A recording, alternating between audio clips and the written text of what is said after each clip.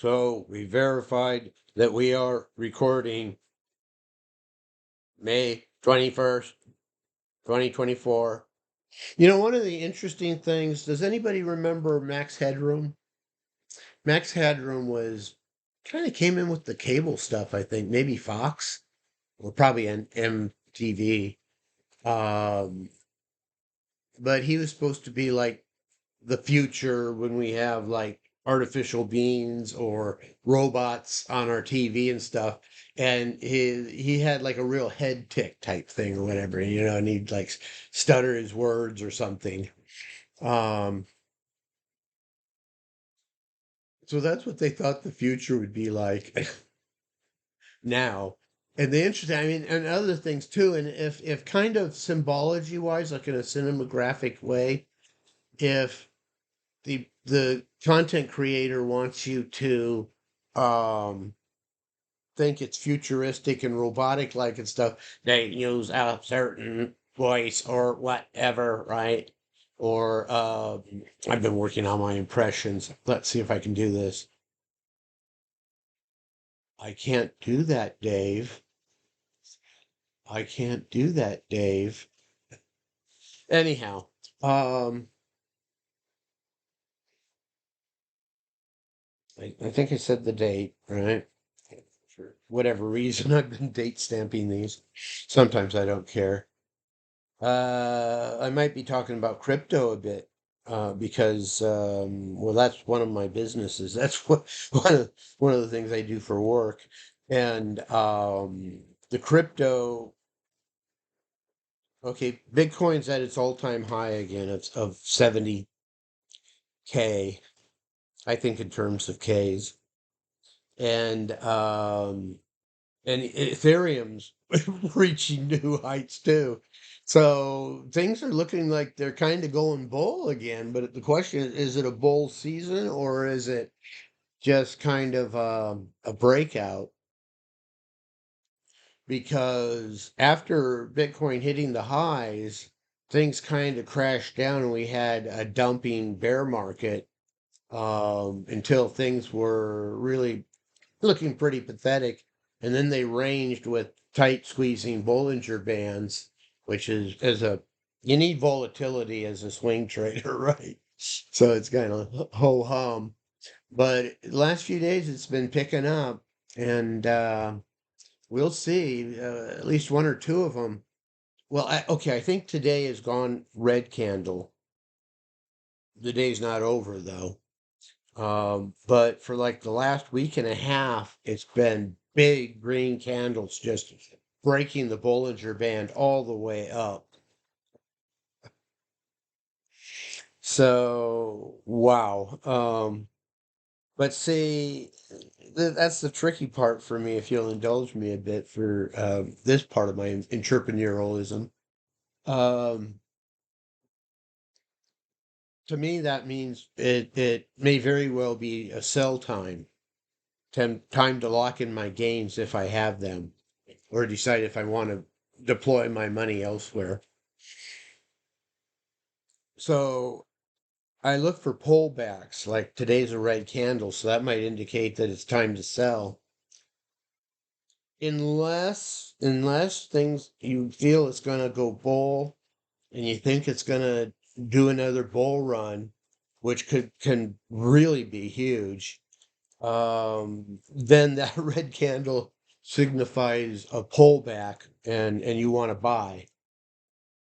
But on the other hand, if you're holding and you think it's gonna start coming down, that especially if you think it's been a pump and dump. Um, and by the way, if you're looking on TradingView, you might check out DAI. Um, I it freaks me out. I don't even look at it when I'm reviewing my portfolios, but the tails are like huge, and it's like every day they're huge, and yet the candles kind of range along fairly flat.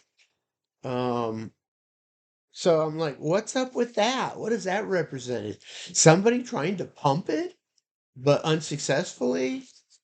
I don't know. It's a yellow flag, if not a red flag to me.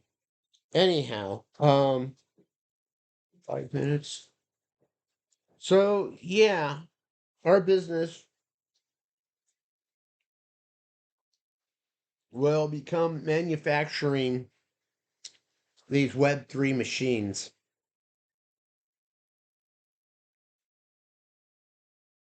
Yeah. And cybersecurity right off the bat, it's, I would say, like 1,000 times what Web 2.0 security would be. And that's not even throwing in like proxy chains, which almost astronomically raises the cybersecurity. And you can use some techniques even within that to make it even more so. And these techniques are important because, like with the web, with HTML, for a browser to do what it does by its nature, it exposes the HTML code that it's been told to run. So you can just go in there and grab that, copy and paste it. I've done that many times, and then do whatever you want with it. Well, that's the weakness with smart contracts too. As part of their persistence and being on whatever they're on, a chain, a ledger, whatever it happens to be. Again, we're already we're leaving blockchain technology behind, or being very minimalistic with it. But it's not about blockchain technology. See, I'm always on the next type thing. People are talking about this, and hey, I'm looking at the next thing. Um, yes, blockchain technology is used. It's a tool. It can be part of the system, but it's no longer about that. And here I get up on my soapbox. Yeah. It's about clouds or distributed, decentralized, parallel networks of nodes is what it's about. That's the 20th century machine, virtual machine. You'll see VM throughout. I mean, smart contracts run on VMs, right? And depending on your context, VMs can run VMs within them, and ad nauseum, I guess, as much as computing power as you have. But see, now that's where the value of like implementing on AWS or Azure or Cloud9, darn Google. I was using Cloud9 before they were, but you don't want to get the ire of the big fish. I'll tell you that. So that's why it's C9H kiosk. It actually stands for Cloud9 Home, but I'm not going to brand with that anymore because, um, like I said, I don't want to have Google or something stomp the shit out of me. Oh, pardon my French. Scratch that. I didn't say that. I meant to say not that.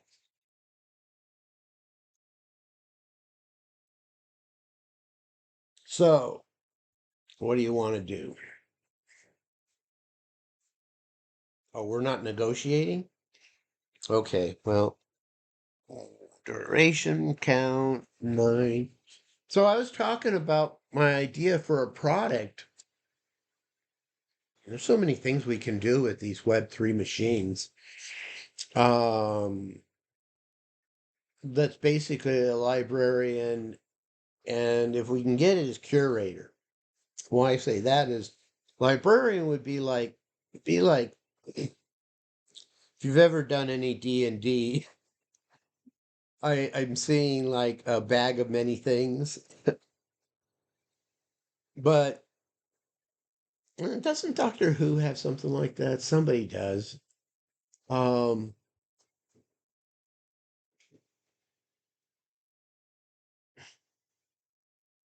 sapient pear wood. Anyhow, yeah, it's a container. Owners of that machine can deposit things like images or files or notes or what have you. But the point is, and this is actually supposed to be one of the claims to fame, so to speak, of Microsoft SharePoint Online.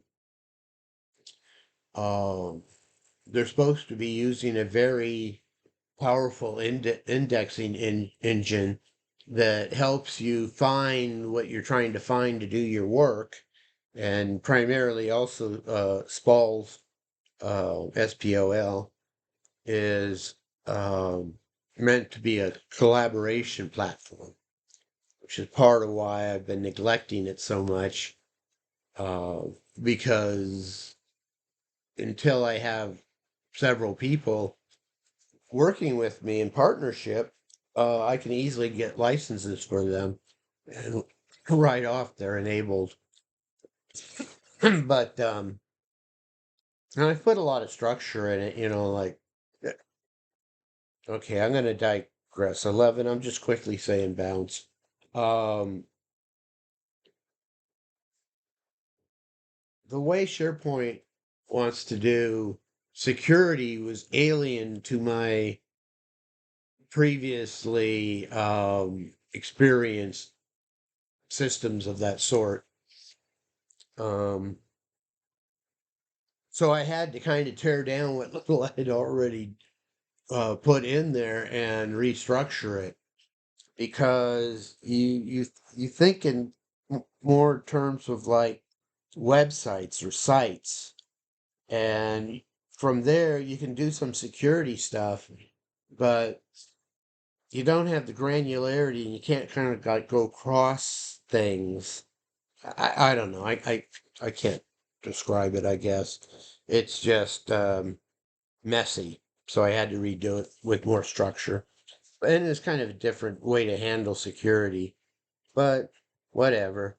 I call it care and feeding of systems. Just about any system. Any system there is has to have had a human configure it at some point. And just about any user, no matter how much the developers think they're being intuitive and set the right defaults, they're going to miss users that don't think the way they do, which is another reason to have group voting and to do beta testing or proof of concept if you're in alpha phase, um, and even test groups. I'm thinking how comedians say they'll take their new material and they'll do like a nightclub in a small town somewhere where it doesn't really matter. Word won't get out. And they'll get feedback from the audience, what jokes are working and what aren't. And so they massage it and work their way up until they end up on like the Ed Sullivan show.